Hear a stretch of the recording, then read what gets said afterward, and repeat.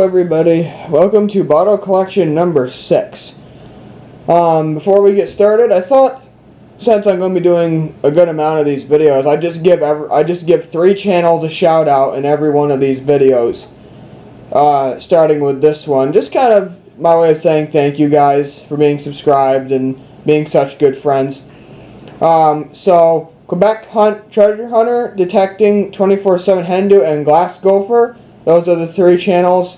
Please go check them out. Link in. I'll try to put the link in the description, so make it easier on you guys.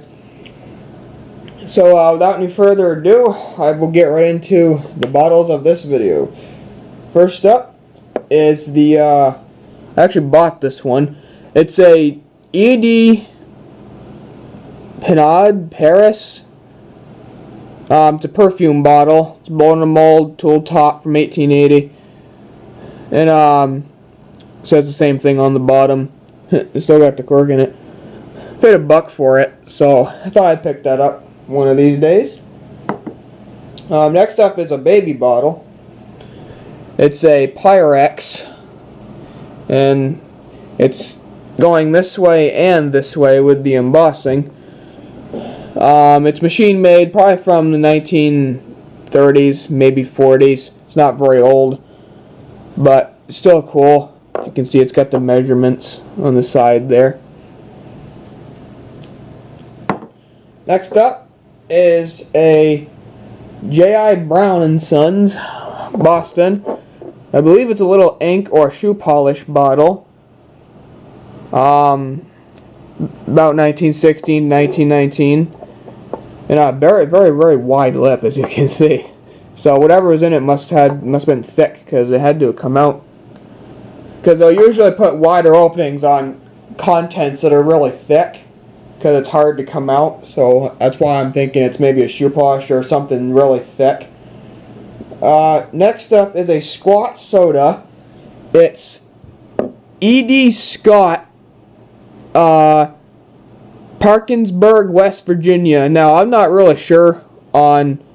Well, it says this bottle not to be sold, so it's blown in mold, so it's probably about 1890s, maybe 1910 at the newest.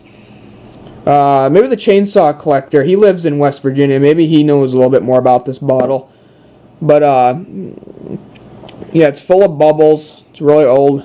Kind of almost like a round bottom kind of thing. But a friend of mine gave me that in a trade, so that was pretty neat. Next up is a bleach bottle from the 30s with a nice sun pattern all over it. These come in amber and gold as well. I don't have those 2 variants. Unfortunately, I just have the clear one because I got it in a deal. And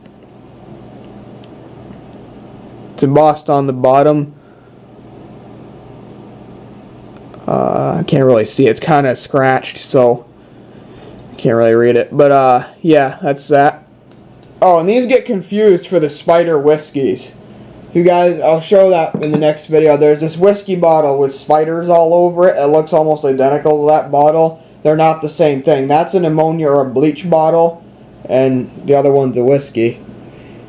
Next up is we have an ACL Dr. Pepper, the 10-2-4 variant from 1950s.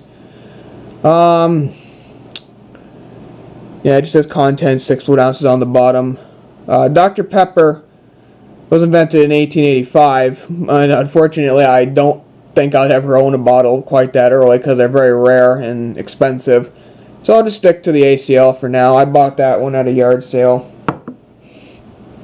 Next up is a very, very common bottle. It's a Bromo Seltzer, but it's got the original cork in it. I dug it up like that, so that's why I like it. It's got this like kind of, I don't know if you can see this. It's got this weird like white haze all over it. I left it like that because I thought it was cool. I could have cleaned it with like bleach or CLR, but I just thought it was cool to leave it like that. Makes it look older too. Next is a blob top. It's R Unable & Co. 1529 and 31 Parish Street, Philadelphia. Yeah, there's the blob there. Now, ironically, is when I bought this bottle, it had a top on it, but it was the wrong it was the wrong lightning stopper. And believe it or not, I actually owned the bob top that the real stopper went to. I wasn't going to put it in the video, but 1 second, I'll go get it. This is the original stopper right here. It's this Antonio Casabero, Providence, Rhode Island. This is the stopper that goes to this, and I had this model before that one, so I thought that was cool. This is a beautiful sun-colored amethyst one, probably from around 1890. The other one's probably maybe 1880. Next up is something, it's actually kind of rare actually, is this, it's a Crown Top, it's a whiskey bottle, but it's a Crown Top, and it's a federal. The federal law forbids sale or reuse. And what I mean when I say this is rare is because you don't see Crown Top Federals that often. Usually, you know, they're like whiskeys or screw cap flasks or, you know, small little bottles. But you don't see these. And it's made out of hazel. It's made by Hazel Atlas glass. I'll explain. I'm actually making a canning jar information video, and I'll explain that more in the video.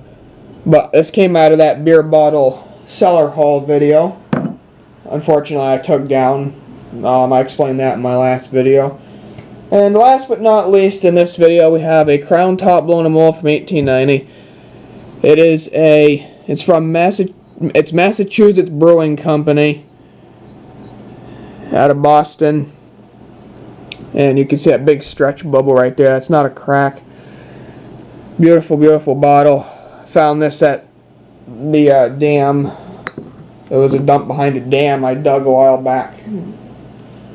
Anyway, guys, thank you for watching. Please like and subscribe, and please go check out the 3 channels I mentioned. Until next time, you will see my canning jar information video. I'll probably actually get to that today. So, thank you for watching. Boston Maine signing off.